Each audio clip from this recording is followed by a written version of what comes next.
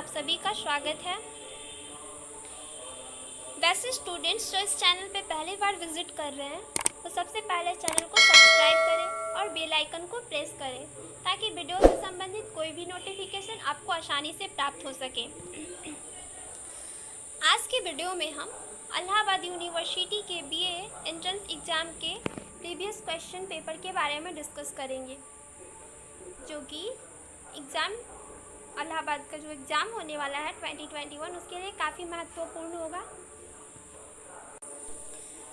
Video शुरू करने से पहले हम इलाहाबाद यूनिवर्सिटी के क्वेश्चन पैटर्न के बारे में थोड़ा ओवरव्यू कर लेते हैं। जो इलाहाबाद यूनिवर्सिटी का प्रश्न पुस्तिका होता है उसके कुल 4 भाग होते हैं। खंड अ से सामान्य हिंदी से 25 प्रश्न पूछे जाते हैं और इसी में इंग्लिश जो विषय होता है उससे 25 प्रश्न पूछे जाते हैं। जो स्टूडेंट्स को जो सब्जेक्ट इजी लगता है उसके 25 प्रश्न वो कर लेते हैं। अब खंड ब की बात करते हैं तो इसमें सामान्य जागरूकता यानी जनरल अवेयरनेस से 25 प्रश्न पूछे जाते हैं, जो कि करना सबके लिए अनिवार्य होता है। खंड स की बात करते हैं तो इसमें सामान्य मानसिक योग्यता यानी जनरल मेंटल एबिलिटी से 25 प्रश्न पूछे जाते हैं, जिसको सभी स्टूडेंट को लिए करना अनिवार्य होता है। अब खंड द की बात करते हैं तो इसमें कुल 7 विषय दिए रहते हैं, जिसमें से आपको किसी 3 विषय का चयन करके उसके 75 क्वेश्चन को सॉल्व करने होते हैं। तो इसमें जो विषय होते हैं नागरिक शास्त्र यानी सिविक्स, अर्थशास्त्र यानी इकोनॉमिक्स, भूगोल यानी ज्योग्राफी, इतिहास यानी हिस्ट्री, तर्कशास्त्र यानी लॉजिक, संस्कृत और एक उर्दू होता है।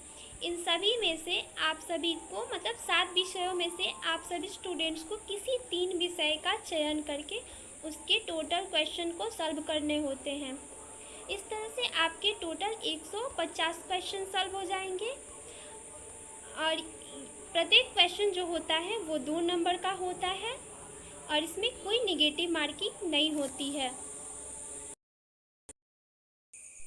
तो चलिए हम वीडियो को शुरू करते हैं और आज के इस वीडियो में हम इलाहाबाद एंट्रेंस एग्ज़ाम में पूछे गए प्रीवियस ईयर के सिविक्स यानी नागरिक शास्त्र के क्वेश्चन के बारे में डिस्कस करेंगे।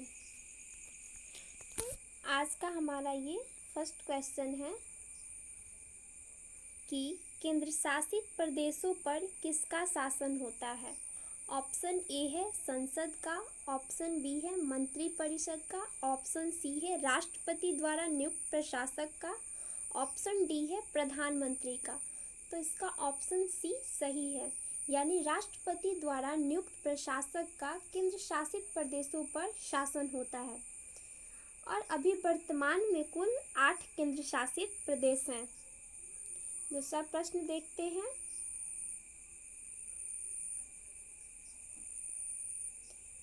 एक राज्य में राष्ट्रपति शासन का तात्पर्य उस राज्य शासित से होता है।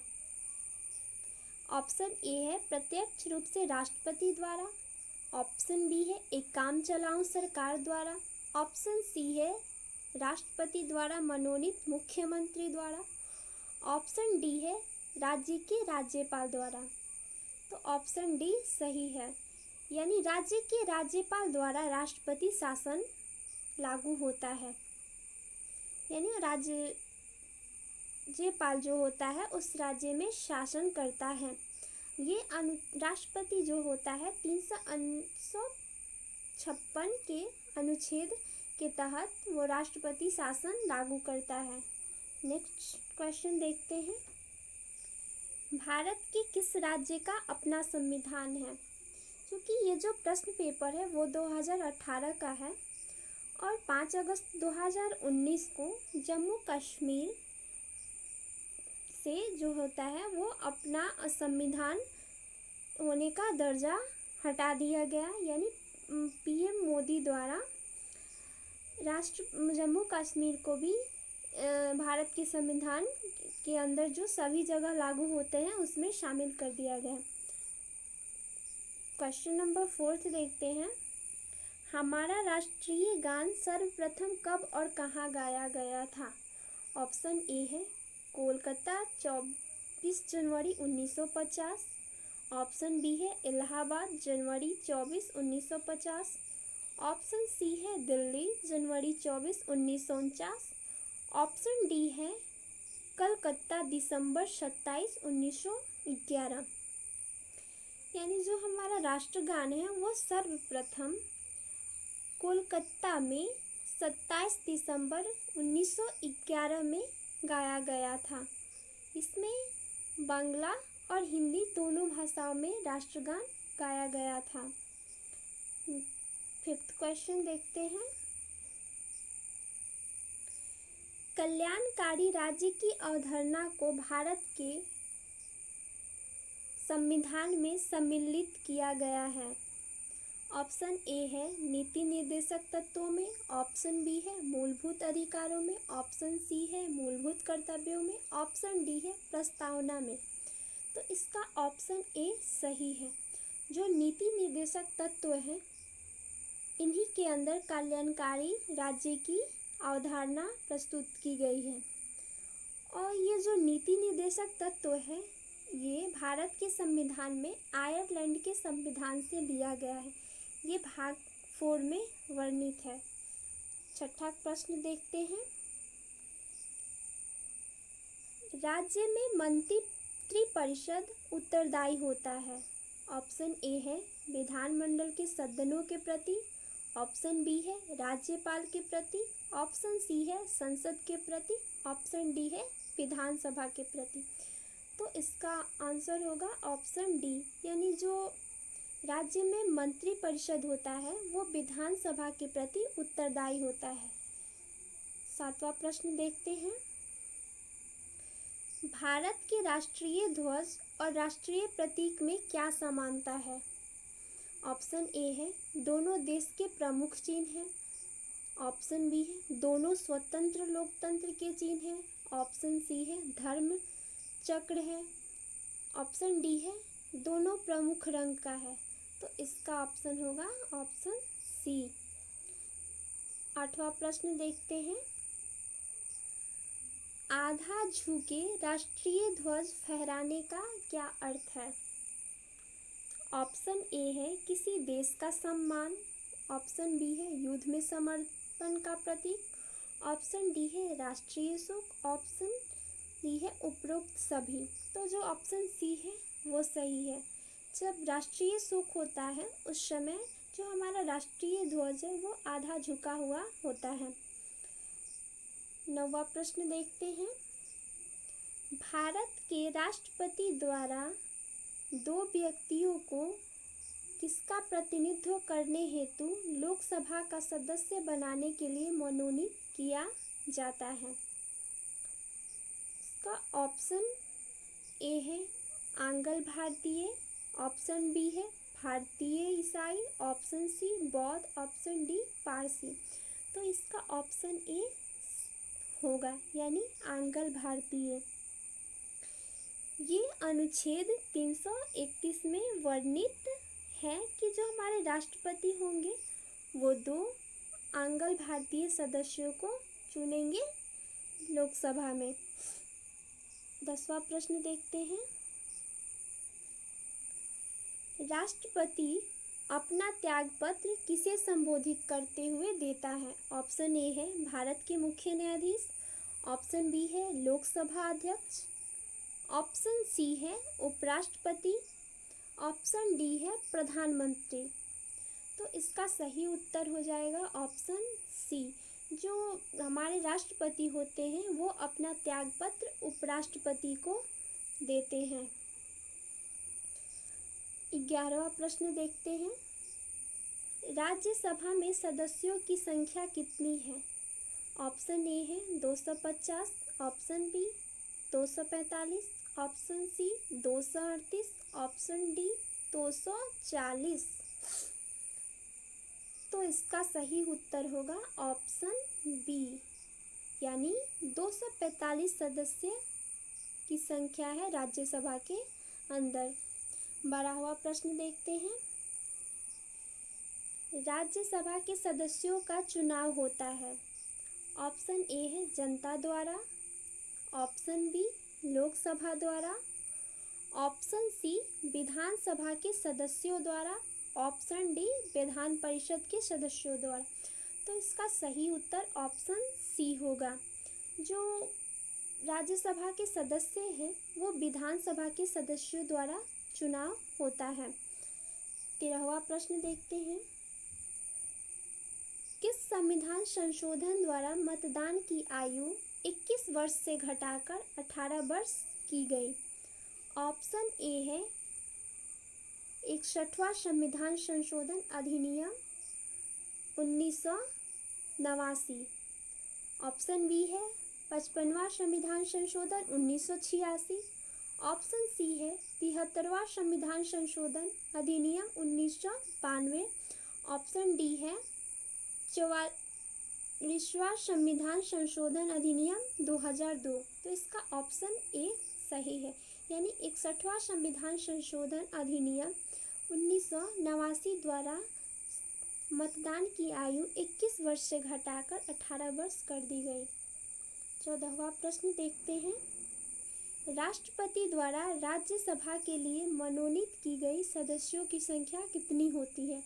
तो इसका ऑप्शन डी सही है, यानी 12 सदस्य जो होते हैं वो राष्ट्रपति द्वारा राज्यसभा के लिए मनोनीत किए जाते हैं। 15वां प्रश्न देखते हैं।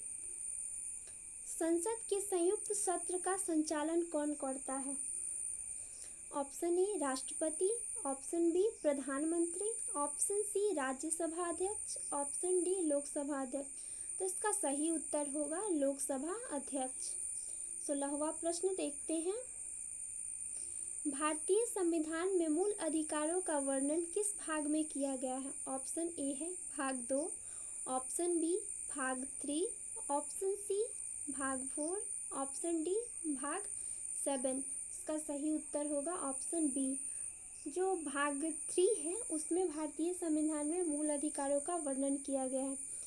प्रश्न 17वां देखते हैं कि प्रस्तावना से ऑप्शन ए है मौलिक अधिकारों की जानकारी मिलती है, संविधान के बारे में संक्षिप्त जानकारी मिलती है, प्रधानमंत्री के बारे में जानकारी मिलती है और ऑप्शन डी है राष्ट्रीय के बारे में जानकारी मिलती है। इसका सही उत्तर होगा संविधान के बारे में संक्षिप्त जानकारी जो है वो हमें प्रस्तावना से मिलती है। 18वां प्रश्न देखते हैं।